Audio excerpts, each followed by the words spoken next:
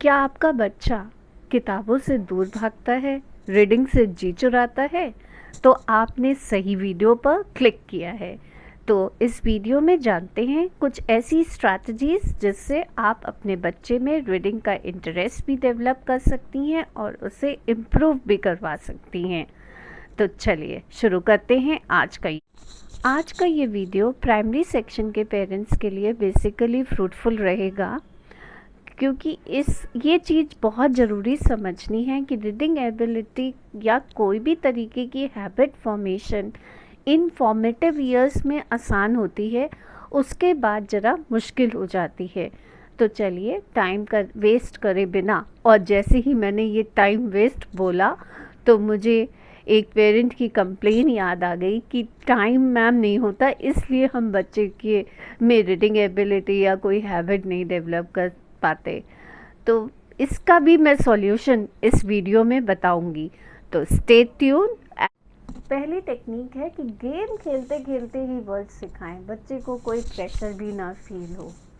तो इसके लिए जहाँ पे भी आप खड़े हैं, किचन में खड़े हैं या आप ड्राइंग रूम में हैं, कोई बच्चा कुछ कर रहा है, आप उससे एकदम से पूछिए what is the spelling of cat. Now tell me what are the rhyming words. इसके साथ कौन से वर्ड्स राइम करते हैं? Cat, bat, rat. ये आपने थोड़ा 5 मिनट में इसको करा दिया, इससे बच्चे को ये वर्ड्स रिवाइज हो गए। उसके अलावा साथ साथ आप चलते फिरते पूछिए कि डॉग के फर्स्ट लेटर में डी में किसकी आवाज़ आ रही है? डी, ड। तो इससे उसकी फोनेटिक्स भी क्लियर हो जाएंगी। इसके लिए आपको बेसिक क्लियर करने के लिए कभी आपको छोटे बच्चों के साथ स्ट्रिक्ट होकर बैठने की ज़रूरत नहीं है। तो इससे आपके टाइम की भी परेशानी सॉल्व हो जाएगी। इसी खेल खेल में पता है आपको बच्चे ने क्या सीख लिया? उसका साउंड रिकग्निशन भी उसने सीख लिया और लिसनिंग स्किल्स भी उसमें डेवलप हो गए। कुछ साइट वर्ड्स होते हैं, उसके लिए उसको सिखाने के लिए आप एक चार्ट लगा लीजिए घर पे, या आप फ्लैश कार्ड्स बना दीजिए। बच्चे को आते जाते वो फ्लैश कार्ड पकड़ाइए, बच्चे ने स्पेलिंग देखी और उसको रिपीट किया और उसको पढ़ना भी आ गया, स्पेलिंग भी लर्न हो गई और उसने सीख भी लिए वर्ड्स। और जब आप वो किताबें पढ़ेगा उसमें वो वर्ड आएगा तो वो आपको आसानी से बता सकेगा।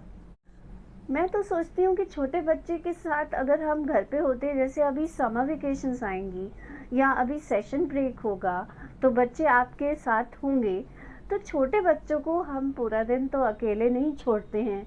अगर हम भी घर पे होते हैं तो उनके साथ हम कुछ ना कुछ इस तरीके के पजल्स खेलते रहें जिसमें वर्ड्स की स्क्रैम्बलिंग हो, या आप फ्लोर पे वर्ड लिख दें और उसको कहिए इस पे जंप करो। वो जितनी बार उसके सामने आप वर्ड्स को एक्सपोज करेंगी वो उतना ही अच्छा ग्रास्प करेगा उस वर्ड को। आप ये भी कर सकते हैं, बच्चे को समझ आ रहा है कि नहीं, इसके लिए आप उसको कोई पिक्चर दिखाइए या खुद से मनगढ़ंत कोई स्टोरी सुनाइए। फिर आप पूछिए कि अगर इसमें पिंकी की जगह तुम होते तो क्या करते। इससे उसकी अंडरस्टैंडिंग भी इम्प्रूव होती है, इमेजिनेशन भी इम्प्रूव होता है, और अगर वो स्टोरी एथिक्स से रिलेटेड होगी तो वो उसके बारे में भी जानेगा। ये सभी छोटी छोटी चीज़ें हम छोटे छोटे बच्चों के साथ करते हैं तो हमें आगे प्रॉब्लम नहीं फेस करनी पड़ती डियर पेरेंट्स। और टाइम का कोई एक्सक्यूज़ देने की बात नहीं है, क्योंकि ये हम घर में चलते फिरते सब कुछ सिखा सकते हैं बच्चे को। और मैं तो ये सोचती हूँ कि मोटिवेशन तो शायद हमारा मोटिवेशन और इंटेंशन तो केवल बच्चों के लिए होना ही चाहिए, होता ही है एक माँ का। रीडिंग टाइम को फन बनाने के लिए आप बच्चों के कबर्ड में कुछ 5-6 कॉमिक्स बुक या स्टोरी बुक्स रखें हैं, तो उसमें से बच्चे को खुद सेलेक्ट करने दीजिए, उसको इंडिपेंडेंस दीजिए, उसके ऊपर बर्डन ना पड़े कि आप कह रही हैं यही बुक पढ़ो। ये सब जब आप एग्जामिनेशन के लिए प्रिपेयर कराएंगे तब आप उसको कहिए। लेकिन अभी एक जनरल रीडिंग स्किल्स उसमें डेवलप करने के लिए उसका जो मन है उसको वो पढ़ने दीजिए। इससे वो कनेक्टेड फील करेगा, उसको लगेगा अच्छा ये एक कोई बर्डन नहीं है, ये मेरे लिए एक एन्जॉयमेंट है। अगर आपके 2 बच्चे हैं या फैमिली बड़ी है, वहाँ पे बच्चे हैं, आप कभी कोई सीन एनेक्ट करवा दीजिए बच्चों को। स्कूल्स में तो ये करवाया जाता है, उसी से बच्चों को बहुत चीज़ें क्लियर हो जाती हैं। एनेक्टिंग कोई भी, जैसे वो किसी भी स्टोरी को आप डील कर रहे हैं, उसमें सपोज़ कोई कैरेक्टर है राम, तो राम अगर आपके बच्चे ने उसको एनेक्ट करके देख लिया तो he is going to understand in a better way. इसके अलावा आप लाउड रीडिंग कराइए, इको रीडिंग कराइए। इको रीडिंग जैसे कि आपने पास में बैठ के बच्चे के बोल एक सेंटेंस रीड किया, the monkey is sitting on the tree. अब बच्चा रिपीट करे, monkey is sitting on the tree. अब कुछ गोल्डन रूल्स मैं आपके साथ शेयर करूंगी। देखिए, कंसिस्टेंसी हर चीज़ के लिए इम्पॉर्टेंट होती है। जैसे मुझे भी यूट्यूब कहता है कि आप कंसिस्टेंटली वीडियो बनाएं, तभी जाके किसी न किसी दिन आप सक्सेसफुल होंगे।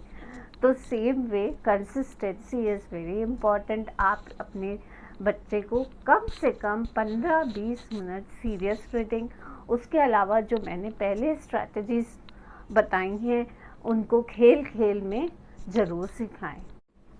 रीडिंग को एक बॉन्डिंग बनाइए। जैसे कि you all should spend few minutes at night before going to bed. Read a bedtime story to your child. That will help to create bonding between you and your child also. And also जो भी subconsciously बच्चा सोने से पहले जो भी कुछ सुनता है सब वो उसके सबकॉन्शियस माइंड में सेट होता है। तो किसी भी तरीके की मॉरल स्टोरीज ले लीजिए, रीडिंग का भी पर्पस सॉल्व हो जाएगा। एथिक डेवलपमेंट, बच्चे का मॉरल इंक्रीज़ करने के लिए, उसका कॉन्फिडेंस इंक्रीज़ करने के लिए उसको छोटी छोटी सक्सेस पे ही प्रेज़ ज़रूर करिए। अगर वो 1 लाइन 2 लाइन 3 लाइन पढ़ रहा है तो भी आप उसको प्रेज़ ज़रूर करिए। तो ये थे आज के अमेजिंग स्ट्रैटेजीज़। आप जो भी स्ट्रैटेजीज़ इसमें से यूज़ करें प्लीज़ कमेंट सेक्शन में मेरे ज़रूर लिखिएगा, ताकि मुझे भी पता लगे कि आप लोगों ने कौन सी स्ट्रैटेजी को मैक्सिमम यूज़ किया है। वही okay, thank you, until the next video, bye bye।